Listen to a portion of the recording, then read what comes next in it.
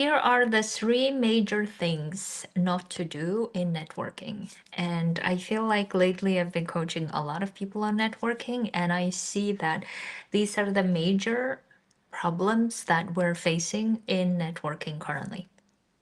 And it doesn't matter if you're networking in the humanitarian sector or you're networking in the private sector, and especially if you're networking in the private sector, these are the things that you should watch out for and don't do it because they will leak out as you are doing the networking. So, I have spoken about how to do networking effectively, powerfully, and I have done a lot of different live sessions about it, and I keep coaching people on this. But here are the major three problems I see that you might be doing this as well. So, the first problem is a lot of judgment around networking.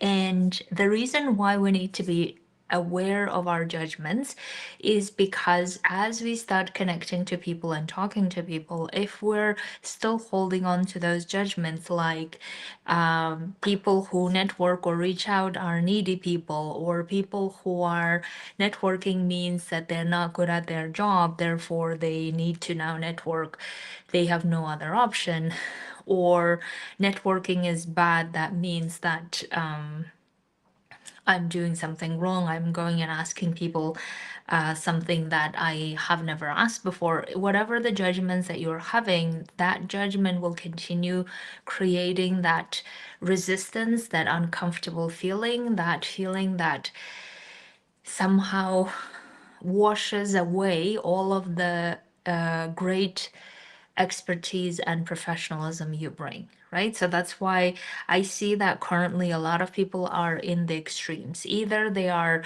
networking greatly or they embrace it, or they are withdrawing from it and feeling like I'm not going to network at all. I condemn it, or I hate it, or I'm not good at it, whatever your own reasoning might be, and then you're not doing it. So if you have decided that networking is one of the ways to be connecting to people, to find out things, to get ready to do your selling of your expertise well, then you may need to remove the judgments altogether. So, one of the things that I see that people might not be doing it, and this is what I really recommend, is instead of keep holding on to those judgments, I really would like for you to own these are the judgments I'm having. These are the impacts these judgments have on my conversations.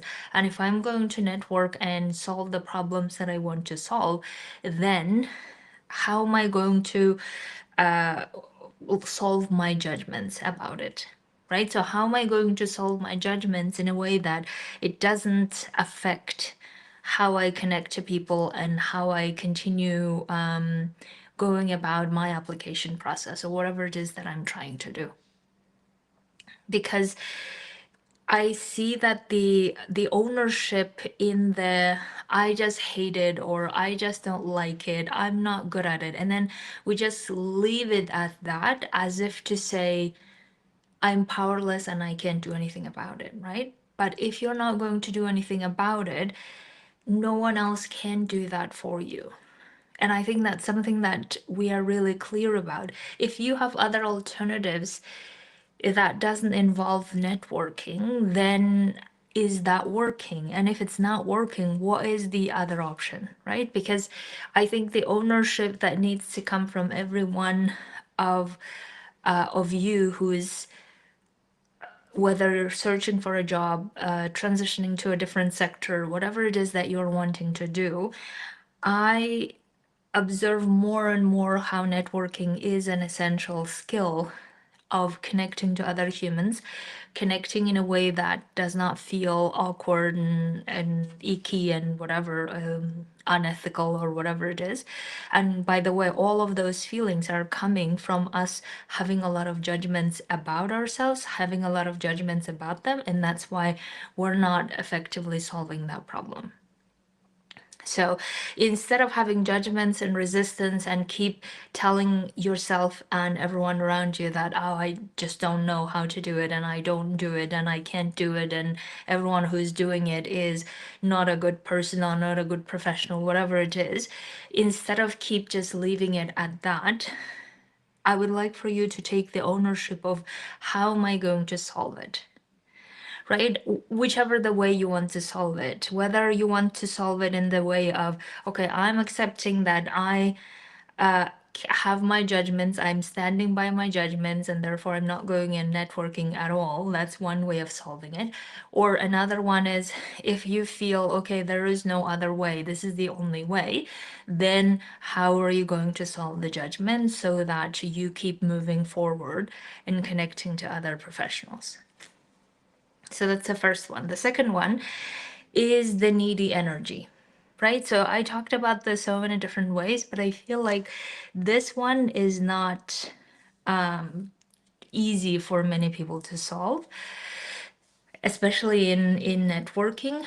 They just feel like this is, if they are networking, that means that they are being needy, right? If they're networking, it means that they're asking for favors to, excuse me, to rescue them or to give them a job or to whatever it is that makes them feel like they're being needy in that moment. And of course, if we are being needy or desperate, or whatever your definition that you want to use here, whatever that energy that we're coming from, that's not going to be useful. And there is a great risk that if we come with that needy or desperate energy, that will then cover and negatively undermine our great expertise and experience that we have. Right? So that's why we need to understand that whether we come to that conversation needy or not, it depends on us. And the reason why we might be feeling needy or desperate is because we're having a lot of worries and fears about how we don't have a job, or how we need to now transition, how we are afraid of the unknown, how we might fail, and all of those things. And those are very human, what do I call it? Human ways to approach that, right? Whenever we're not having a job, we are worried and we're thinking about 1,000 different things. But even though we're thinking about those things, and that's all of those are making us feel like we are in desperate situation or feeling like we are in this needy energy, we need to understand also that we cannot be networking with people while having those energy that's hanging over us like a cloud, because that will also influence other people without us even realizing it. Right? So therefore, we need to essentially recognize that whatever the worries and fears and all of this that we have around about our circumstances, we also can recognize how powerful we are as human beings to solve any of the situations that we're in. And that is the part that we need to lean into as we go and network. Right? So, as much as challenging as it sounds, but in the moment, you can actually really like start looking at whichever the parts you focus on, that part starts creating the energy around you. So, if you keep focusing on how powerless you feel, how worried you are, how nothing works, da da da da da da da da, da, then those are the thought processes that keep creating the energy of needy and desperation.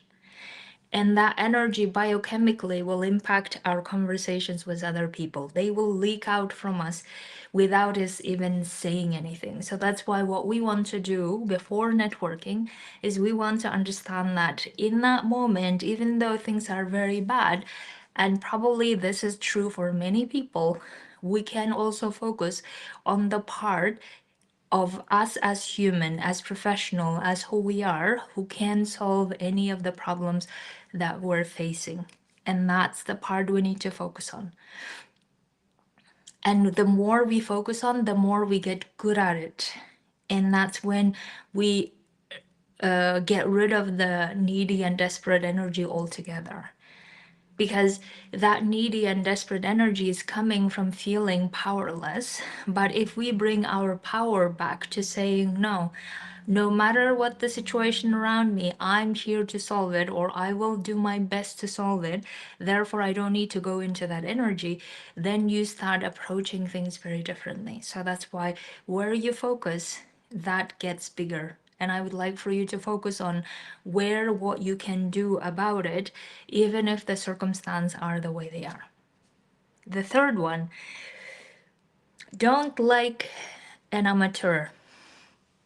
And here is what I mean by it. And I think this is something that you will appreciate as I share with you the observations of how we might be doing it. So while we might be great experts in whatever we do, because we're not good at networking, or we believe that we're not good at networking, that part of us comes across as amateur.